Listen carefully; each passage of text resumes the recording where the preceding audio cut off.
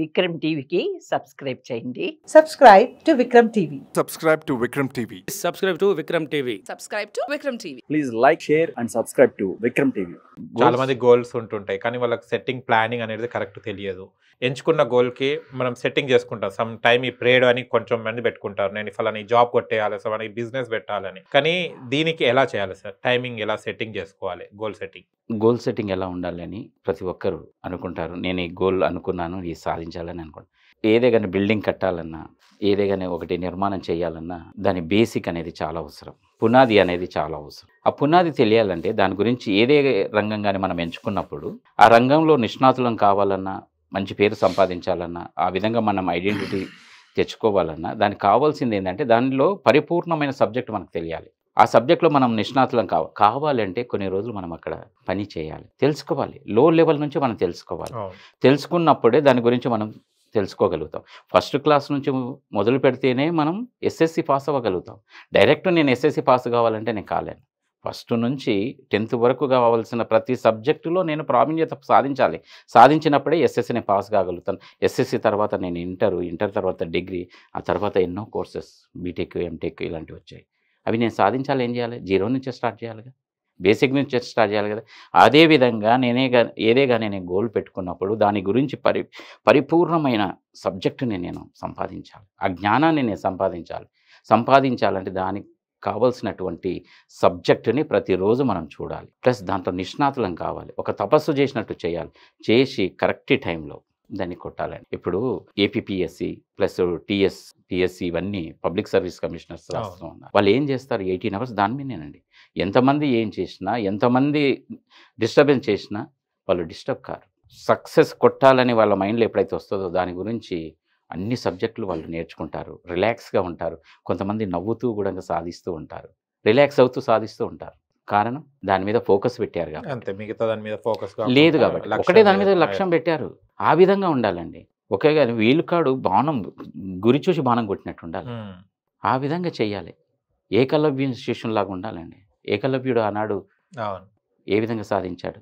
గురువు లేకున్నా కూడా తాను తపస్సుతో సాధించాడు కదా, అనుకున్న ఏకాగ్రతతో సాధించాడు కదా. ఆ విధంగా సాధించాలి. యువత యొక్క అలవాట్ల శక్తి ఎలా ఉండాలి సార్? ఈనాడు యువత ఏంటంటే ఇప్పుడు ప్రపంచంలోనే సార్ యువతకు పెద్దపీట వేసింది అంటే భారతదేశమే. భారతదేశంలో దాదాపు 65-70% యువత ఉంది. ప్రపంచంలోని ప్రతి దేశం భారతదేశం వైపే చూస్తుంది. దానికి కారణం ఏంటంటే యువ సంపద మన దగ్గర ఉంది.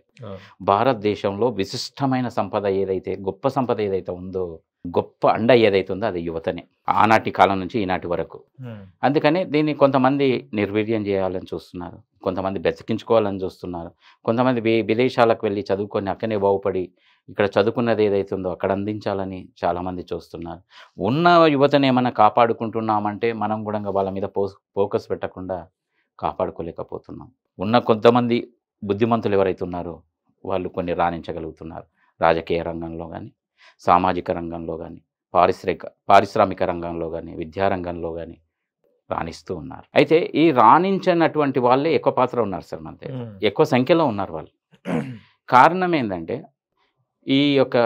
నేను ఎన్నోసార్లు చెప్పడం జరిగింది కొన్ని చోట్ల, కుటుంబ వ్యవస్థ నుంచే పిల్లల యొక్క ఎదుగుదల అది ఇది ఆధారపడి ఉంటుందని నేను చెప్పాను.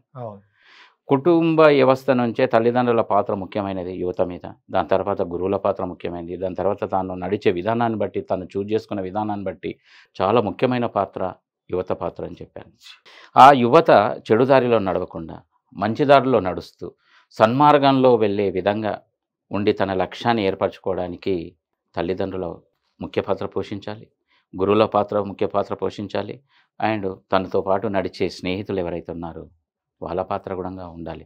ఉన్నప్పుడే అతను అనుకున్న లక్ష్యాన్ని చేరించగలుగుతాడు, చెడు మార్గంలో నడవకుండా కొంతవరకు యోగ్యంగా ఉండగలుగుతాడండి. సార్, ఈ తరం యువత చూస్తే కనుక ఎవరు చెప్పినా కూడా వినకుండా వేరే వేరే అలవాట్లకు, అంటే స్మోకింగ్ కానివ్వండి, డ్రింకింగ్ కానివ్వండి, వగేరా డ్రగ్స్ కూడా మనం ఎక్కడ చూసినా కూడా ఇప్పుడు న్యూస్లో అవే వింటున్నాం మనము. ఇలాంటి చెడు అలవాట్లకు వాళ్ళు ముఖ్యంగా యువతనే ఎందుకు దీని మీద ప్రాధాన్యత చూపెడుతుంది? ఎవరు చెప్పినా కూడా వినరు దీని మీద. అండ్ ఎవ్వరు అలవాటు చేయనిది వీళ్ళు వెళ్లి అలవాటు చేసుకోవడం జరుగుతుంది. అంటే వాళ్ళ ఆరోగ్యం దెబ్బతింటదని తెలిసి కూడా దాని మీద వాళ్ళు ఇంట్రెస్ట్ పెట్టి కూడా అవి తీసుకొని ఆరోగ్యాలు ఖరాబ్ చేసుకుంటున్నారు. ఇలాంటి వాళ్ళకి మీరు ఏం చెప్తారు సార్? చాలా మంచి క్వశ్చన్ పప్పు గారు. చాలా మంచి క్వశ్చన్ అది. ఎందుకంటే వాటి నుంచి మనం వచ్చిన వాళ్ళమే. అవును. యువత ఆరోగ్యం అనేది చాలా ముఖ్యమండి. ఎవరి ఆరోగ్యమైనా చాలా ముఖ్యం. ఇప్పుడు ఆరోగ్యం గురించి యువత ఏం చేస్తుంది అంటే పెడదారిన పడుతున్నది వాస్తవమేనండి కొంతవరకు.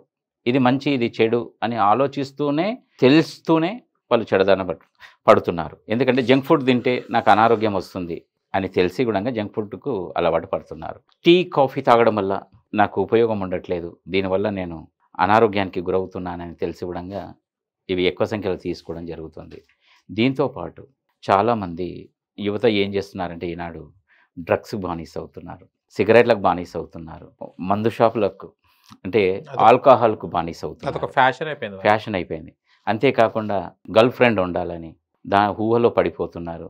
వాళ్ళు ఇమాజిన్ చేసుకుంటున్నారు, నేను ఒక హీరోలాగా ఉండాలి, నా పక్కకు హీరోయిన్ ఉండాలి, దాంతోపాటు నేను సిగరెట్ కాలుస్తూ ఉండాలి, నేను మందుకు తాగుతూ హీరో అనిపించుకోవాలనే ఒక భ్రమలో యువత ఈనాడు ఉందండి. దానికి ముఖ్య కారణం వాళ్ళు చెడిపోవడానికి, వాళ్ళు ఆ విధంగా ఆలోచించడానికి, వాళ్ళ మెదడులో అలాంటి విషబీజాలు పోవడానికి కారణం ఒకటి కుటుంబం అయితే, రెండోది సోషల్ మీడియా అండి. దీనికి వాళ్ళు ఏం చేస్తారు సార్? దానికి ఏం చేస్తున్నారంటే కొన్ని సోషల్ మీడియా, అందరి మీద నేను అనట్లేదండి, కొంతమంది ఏం చేస్తున్నారంటే పదే పదే మనము ఒకటి ఇంట్రెస్ట్గా ఒక టాపిక్ చూస్తూ ఉంటాం సెల్ ఫోన్లో. ఎగ్జాంపుల్ సెల్ ఫోన్లో తీసుకుంది, దానికి ఇంకో లింక్ వస్తుందండి. ఆ లింక్ వస్తాడు, దానికి ఇంకో లింక్ వస్తుంది, ఇంకో లింక్ వస్తాడు. ఎందుకంటే ఒకటి కాన్సన్ట్రేషన్గా చూసే దాన్ని డైవర్ట్ చేస్తూ ఉన్నాయి ఈ లింక్స్ అన్ని. ఇది లాస్ట్కి ఎక్కడ పోతుంది? ఫోన్ సైట్కో ఇంకా వేరే సైట్కో ఎక్కడో వెళ్ళిపోతుంది. అతని మైండ్ని దారి మళ్ళిస్తుంది. నేను కూడా ఇలా చెయ్యాలి అనేది ఆలోచిస్తూ ఉండేది. ఇంకోటి వేరే వ్యక్తి సినిమాలలో సిగరెట్లు అవి కాల్చే వ్యక్తులను చూసి నేను కూడా సిగరెట్ తాగాలనేది ఒకటి అవుతూ ఉంది. ఇంకోటి ఏమవుతుంది, నేను కూడా ఒక గర్ల్ ఫ్రెండ్ని మెయింటైన్ చేస్తేనే నేను హీరోని అవుతానని అదొకటి. అది స్కూల్ స్టేజ్ నుంచే ఈనాడు వస్తూ ఉంది. ప్లస్ నేను కూడా తాగాలి, ఆ యొక్క రుచిని నేను చూడాలి అనేది అయిపోయింది. కొన్ని దేశాలు యువత ఎక్కువగా ఉండడం వల్ల కొన్ని దేశాలు ఏం చేస్తున్నాయి, ఈ యొక్క యువతని నిర్వీర్యం చేయడానికి, యువతని చెడగొట్టడానికి, యువతని భ్రష్టు పట్టించడానికి కొన్ని దేశాల వాళ్ళు గంజాయి లాంటివి ప్లస్ మత్తు పదార్థాలు లాంటివి సప్లై చేస్తూ ఉన్నారు. కాలేజీలలో కానీ అక్కడ ఇక్కడ వాళ్ళని అలవాటు చేసుకుంటూ ఉన్నారు. అది ఒక పాత్ర అయితే, ఇంకోటి వేరే వాళ్ళని చూసి చెడిపోవడం ఇంకోటి అవుతుంది. స్నేహితులను చూసి చెడిపోతున్న సంఖ్య ఎక్కువ. 10 మంది మంచి స్నేహితులన్నా ఒకటి గంజాయి మొక్క లాంటి స్నేహితుడు ఉంటే అది మొత్తం చెడిపోవడానికి అవకాశం ఉంటుంది. ఇవన్నీ ఒక ఎత్తు అయితే, కుటుంబం ఇంకోటి అండి.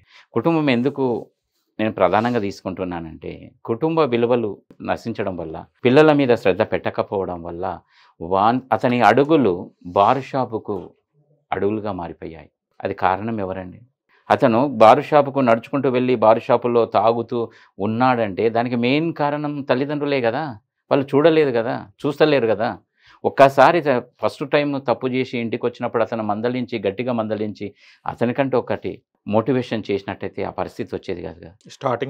స్టార్టింగ్లోనే బారు షాపులకు వెళ్ళే సంఖ్య ఎక్కువైపోయింది, బ్రాండ్ షాపులకు వెళ్ళే సంఖ్య ఎక్కువైపోయింది, ప్లస్ మత్తు పదార్థాలు తీసుకునే సంఖ్య ఎక్కువైపోయింది. విచ్చలవిడిగా బైక్ రైడింగ్ చేస్తూ ప్రాణాలు తీసుకున్న సంఖ్య ఎక్కువ అయిపోయిందా లేదా? ఈనాడు బైకుల మీద వెళ్తూ ప్రాణాలు తీసుకున్న వాళ్ళు చాలామంది ఉన్నారు. వీటన్నిటికీ కారణం మత్తు సేవించడం వల్ల, గంజాయి లాంటి పదార్థాలను తీసుకోవడం వల్ల, కొకైన్ లాంటి మత్తు పదార్థాలను తీసుకోవడం వల్ల యువత ఈనాడు ఈ విధంగా పడిపోతుంది. దానికి మెయిన్ రీజన్ వీలే కదండి, సొసైటీ కదా. ఒక దిక్కు గవర్నమెంట్ ఏమైనా స్టెప్ తీసుకుంటుందంటే తీసుకున్నట్టే కనిపిస్తుంది, కానీ తీసుకోవట్లేదు. తల్లిదండ్రులు అంతా అయిపోయిన తర్వాత కళ్ళు తెరిస్తే ఏం లాభం? వాళ్ళు అన్నీ తీసుకున్నారు, అంతా చేశారు, లాస్ట్ మూమెంట్లో వాళ్ళు అన్నీ తీసుకొని పాడైపోయి 50-60% వాళ్ళు మత్తులో మునిగిపోయిన తర్వాత అప్పుడు తల్లిదండ్రులు కళ్ళు తెరిస్తే ఎలా ఉంటుందండి? అంత అయిపోయిన తర్వాత తెలుసు. స్టార్టింగ్లోనే ఉండాలి కదా, అది జరగట్లేదండి. ఎప్పుడు మత్తులోనే ఉంటున్నారు, ఇంజెక్షన్ తీసుకుంటున్నారు. చిన్నతనంలోనే 30 సంవత్సరాలలోనే ఎంతోమంది అనారోగ్యం పాలై హాస్పిటల్లో ఉన్న వాళ్ళ సంఖ్య చాలామంది ఉందండి. హాస్పిటల్ వెళ్తే తెలుస్తుంది మనకు యువకులు ఎంతమంది ఏం చేస్తున్నారు అనేది. బారు షాపుల ముందు యువకులే కనిపిస్తున్నారు, పబ్బులలో యువకులే కనిపిస్తున్నారు. ఈనాడు పబ్బుల కల్చర్ ఇంకా విపరీతంగా పెరిగిపోయిందండి. అవును. ఎక్కడ చూసినా పబ్బులు. ఆ పబ్బులలో ఏం నేర్పిస్తారండి? ఏమైనా మనిషికి ఉపయోగపడే విజ్ఞానం నేర్పిస్తారా? అవసరం పడే ఎదుగుదలకు ఉపయోగపడే విజ్ఞానం ఏమైనా నేర్పిస్తారండి అక్కడ? ఎంజాయ్మెంట్ అంటారు, రిలాక్సేషన్ అంటారు. ఏది మత్తు పదార్థాలే కదండి. అక్కడ మత్తు ఇస్తున్నారు కదా, తాగుతున్నారు కదా, గంతులు వేస్తున్నారు కదా. అది మన కల్చర్ కాదు కదా, భారతీయ సాంప్రదాయం కాదు కదా, భారతీయ కల్చర్ కాదు కదా. అది అలాంటి కల్చర్ని మనం అడాప్ట్ చేసుకొని ఇక్కడ తెచ్చుకున్నాం కదా.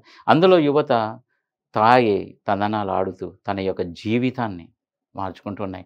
ఒక్కసారి తీసుకుంటే ఏం కాదు అని అనుకున్న వాళ్ళు దానికి అలవాటయ్యి జీవితాంతం పాడు చేసుకుంటున్నారు. అందులో కొంతమంది మొగ్గలై రాలిపోతున్నారండి. కడవరకు ఎంతమంది సైంటిస్టులు, ఎంతమంది సైక్రియాటిస్టులు వచ్చినా కూడా, ఎంతమంది మోటివేషన్ చేసినా కూడా బాగుపడే వాళ్ళ సంఖ్య చాలా తక్కువగానే ఉందండి.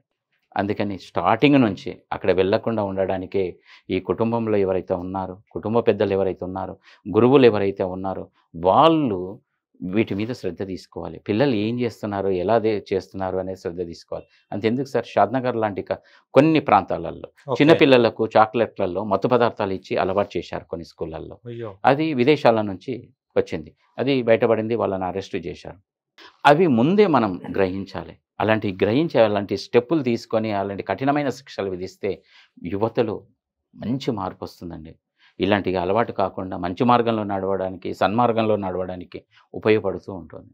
అంతేగాని ఎక్కడికి వెళ్ళినా ఇవి కనిపించి ఈ కల్చర్కి లోనైతే ఇది ప్రమాదానికి సూచికనేనండి, యువత నిర్వీర్యానికి సూచిక. అందుకని అది వాళ్ళు బాగుపడాలంటే తల్లిదండ్రుల్లో మార్పు రావాలి, గురువులలో మార్పు రావాలి, గవర్నమెంట్లో మార్పు రావాలి, ఈ సమాజంలో మార్పు రావాలి, ఫ్రెండ్షిప్లో మార్పు రావాలి. ఎలాంటి ఫ్రెండ్ని పరిచయం చేసుకుంటున్నాము, ఎలాంటి వాళ్ళతో మనం సాహసం చేస్తున్నాం, విజ్ఞానవంతులతో సాహసం చేస్తున్నామా, వీణులతో సాహసం చేస్తున్నామా, అజ్ఞానులతో సాహసం చేస్తున్నామా అనేది మనం గ్రహించాలి కదండి. ఎవరితో పోతే అలాంటి అలవాటే మనకు వస్తుంది, అవునా కదా.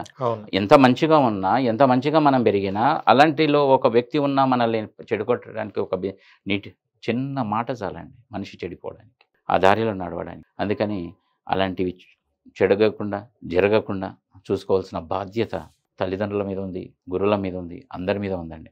ఇంకో విషయం నేను చెప్తాను పప్పు గారు, ఏంటంటే ఈనాడు మనం చదువు ఏజ్ నుంచే వచ్చినాం. ఆనాడు కఠినంగా ఉండేది చదువులు. అవును. ఏదైనా తప్పు చేస్తే మనకు గోడ కుర్చీ చేపించేవాళ్ళు, ఈ విధంగా పెట్టి ఇక్కడ కొట్టేవాళ్ళు, గురువులు శిక్షించేవాళ్ళు. ఏదైనా తప్పు చేస్తే చాలా కఠినంగా ఉండేది, భయపడేవాడు స్టూడెంట్. అవును. చేసినా చేయకపోయినా. ఈనాడు ఉందండి అది, అసలు కొట్టొద్దని ధర్నాలు చేస్తున్నారు. టీచర్లకు అదే భయం అండి. అక్కడ టీచర్లు శిక్షించలేకపోతున్నారు యువతని, ఇక్కడ ఇంట్లో తల్లిదండ్రులు శిక్షించలేకపోతున్నారు, సమాజంలో వదిలేస్తున్నారు, స్నేహితులు తోడవుతున్నారు. చెడిపోయే వాళ్ళు చెడిపోతున్నారు, మంచి మార్గంలో నడిచేవాడు మంచి మార్గంలో దాంట్లో చెడిపోయే సంఖ్యనే ఎక్కువగా అనిపిస్తుంది మనకు, అవునా కదా. రోజు పేపర్లో చూస్తున్నాం, తాగి పట్టుబడ్డ వ్యక్తి, గంజాయి తీసుకుని పట్టుబడ్డ వ్యక్తి. నిన్న గంజాయి, ఈ మత్తు పదార్థాలు, కొకైన్ సప్లై ప్రతి పేపర్లో అదే చూసాం మనం. దానికి యువతనే మెయిన్ టార్గెట్ అండి ఏ దేశంలో.